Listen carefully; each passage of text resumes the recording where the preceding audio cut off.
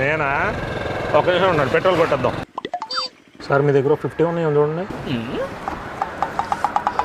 50 లేవండి, 500 ఉన్నాయి. పర్లేదు 500 ఇవ్వండి చెప్తా. అన్న 45 రూపీస్ పెట్రోల్ కొట్టవా?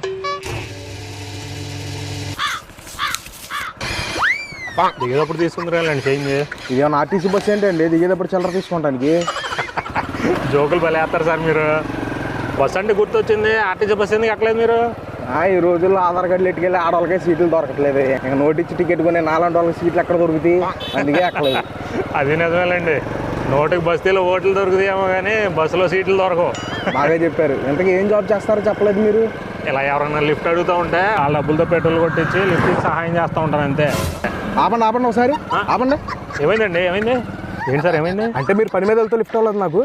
లిఫ్ట్ అడిగిన వాళ్ళు లిఫ్ట్ ఇచ్చి సహాయం చేసేదానికంటే గొప్ప పని ఇంకేముంటుందండి? మీరు జాబ్ ఏం చేయట్లేదా? సహాయం చేయడానికి